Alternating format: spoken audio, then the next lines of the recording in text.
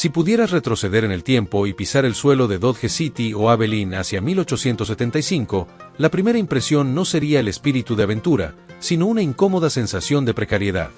Lo que las lentes de la época, en sus tonos sepia, no logran transmitir es que aquellas ciudades eran, esencialmente, campamentos improvisados levantados sobre el barro y la incertidumbre. Había una atmósfera perturbadora en esas calles que el cine siempre prefirió ignorar, el olor omnipresente de desechos mezclado con el polvo sofocante y una ansiedad que flotaba en el aire.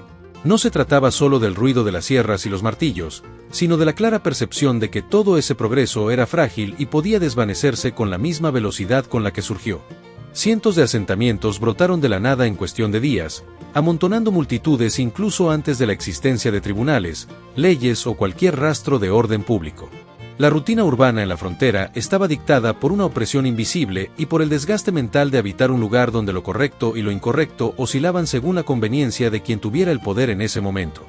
Diarios y registros de la época revelan que la verdadera carga de los pioneros no eran los tiroteos espectaculares, sino el agotamiento psicológico de una vida sin garantías.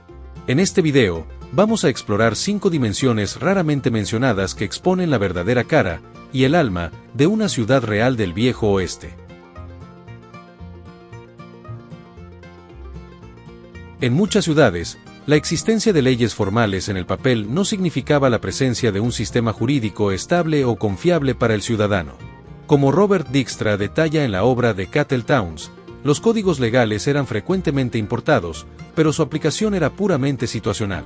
Imagina que fueras un juez de la época. Probablemente no tendrías formación jurídica y tu tribunal sería una mesa en el fondo de un almacén. El crecimiento poblacional era tan acelerado que las instituciones formales no lograban seguir el ritmo de la demanda de orden y de juicios justos. En esos lugares, la justicia era rápida e improvisada, pero rara vez era ciega, solía mirar con mucha atención a quien tenía más oro. Propietarios de minas y grandes comerciantes ejercían una influencia aplastante sobre los tribunales, moldeando decisiones para proteger sus ganancias. El sheriff no era el héroe moral de las películas, sino un empleado de la élite local, contratado para mantener a los cowboys bajo control solo lo necesario. Para muchos habitantes, eso significaba vivir en un entorno donde los contratos y los derechos de propiedad podían ser cuestionados en cualquier momento. Vivir en una ciudad de la frontera implicaba aceptar que el orden legal aún estaba en construcción y que sus fallas podían destruir tu vida. La percepción de que la justicia variaba según el poder financiero creaba una sensación constante de inseguridad y desconfianza entre los vecinos. La dinámica económica de las ciudades del oeste estaba marcada por ciclos frenéticos de boom y colapso, atrayendo inversores con promesas de riqueza. En el libro Wagon Roads West, vemos cómo el destino de una ciudad dependía de hilos frágiles, como el trazado de una vía férrea o una mina. Pequeños comerciantes invertían cada centavo de sus ahorros en un almacén, creyendo que aquel pequeño pueblo se convertiría en la próxima metrópoli. Sin embargo, si la ruta de las diligencias cambiaba o el oro se agotaba, el valor de esas propiedades y de los inventarios caía a cero en menos de 24 horas. Para el trabajador común, la volatilidad económica significaba alternar entre semanas de trabajo agotador y meses de inactividad y hambre absoluta. Sin sistemas bancarios consolidados ni redes de crédito, cualquier revés financiero era definitivo, empujando a familias enteras a la miseria en el desierto. El fracaso no era solo material. En una cultura que exaltaba el éxito individual, la quiebra era vista como una mancha profunda en la reputación. Muchos habitantes enfrentaban el dilema entre permanecer en una ciudad fantasma en declive o partir nuevamente hacia lo desconocido, sin nada. Relatos históricos indican que la ansiedad financiera era una presencia constante, moldeando cada decisión y volviendo el entorno social extremadamente tenso. Dormir como un próspero dueño de hotel y despertar como un nómada endeudado era una realidad brutal que atormentaba los sueños de los pioneros.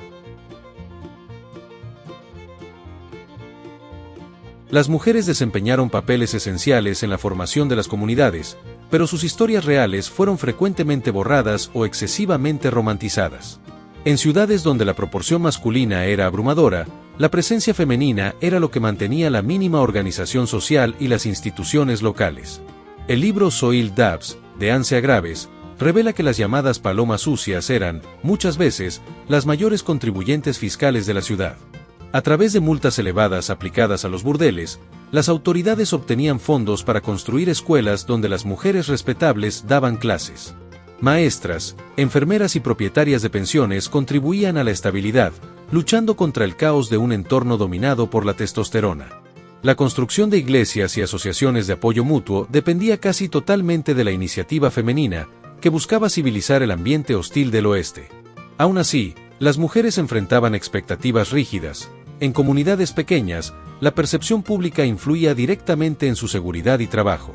Para muchas, la autonomía económica venía con un costo social altísimo, viviendo entre el deseo de libertad y la necesidad de protección institucional. Estudios destacan la diversidad de esta experiencia. Mientras algunas mujeres acumulaban fortunas, otras vivían en habitaciones miserables llamadas cribs. Esta complejidad revela que la vida urbana estaba moldeada por factores de género que el cine prefirió ignorar para centrarse solo en los tiroteos masculinos.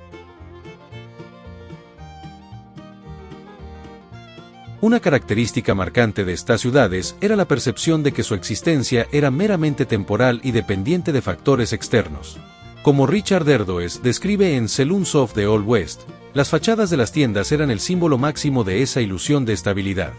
Eran paredes frontales altas y cuadradas, hechas para dar la impresión de que el edificio era sólido, pero por detrás eran solo barracas de madera. Esta estética de lo provisional servía para convencer a inversores de que la ciudad era real, mientras los habitantes vivían con las maletas listas. El historiador Andy Adams, en The Log of a Cowboy, describe asentamientos que parecían campamentos de lujo, donde nadie echaba raíces reales. La llegada y salida frecuente de habitantes dificultaba el desarrollo de lazos sociales duraderos, reforzando la sensación de transitoriedad de la vida. Los residentes invertían tiempo y esfuerzo en la construcción de sus negocios, pero sabían que el sueño del oeste siempre pendía de un hilo. Esta percepción de impermanencia influía incluso en la forma en que las personas concebían el futuro, enfocándose siempre en la ganancia inmediata y en la supervivencia diaria. Vivir en la frontera implicaba convivir con la posibilidad de cambios abruptos. Una ciudad entera podía ser abandonada en semanas si la suerte cambiaba. Esta fluidez social impedía la creación de una identidad cultural sólida, transformando las ciudades en puntos de paso para almas inquietas en busca de oro. Aunque el enfrentamiento armado es el símbolo cultural del oeste, la vida cotidiana estaba marcada por riesgos silenciosos, menos espectaculares y mucho más letales. Incendios en construcciones de madera seca representaban una amenaza apocalíptica, capaz de borrar una ciudad del mapa en pocas horas de fuego. Richard Erdoes narra cómo centros urbanos enteros se incendiaron repetidamente porque la infraestructura contra incendios era prácticamente inexistente en la época. Las actividades relacionadas con la minería, el transporte y la construcción también implicaban peligros extremos, sin ninguna norma de seguridad o protección laboral. Además de los riesgos físicos, el aislamiento logístico era una amenaza constante para la supervivencia de los habitantes que dependían del comercio externo para todo. Como vemos en Great Stagecoach Traveries, el robo o el retraso de una diligencia significaba la falta de medicinas, correo y suministros vitales. La ausencia de regulaciones estandarizadas aumentaba la probabilidad de accidentes laborales que dejaban a los hombres incapacitados sin ningún tipo de ayuda. Para los habitantes, estas condiciones exigían una vigilancia continua y una adaptación forzada a situaciones imprevisibles que escapaban totalmente del control individual. Esta combinación de vulnerabilidad estructural e incertidumbre cotidiana creó una experiencia urbana única, marcada por la resiliencia y por un cansancio profundo. La ciudad real del viejo oeste no era un lugar de gloria, sino un campo de batalla contra la naturaleza, el aislamiento y la propia fragilidad humana. ¿Cuál descubrimiento sobre la ciudad real del viejo oeste te impactó más? Déjalo en los comentarios, que quiero saberlo. No dejes de suscribirte al canal para no perderte los próximos videos curiosos sobre el viejo oeste. Te espero en un próximo video aquí en el canal. ¡Hasta luego!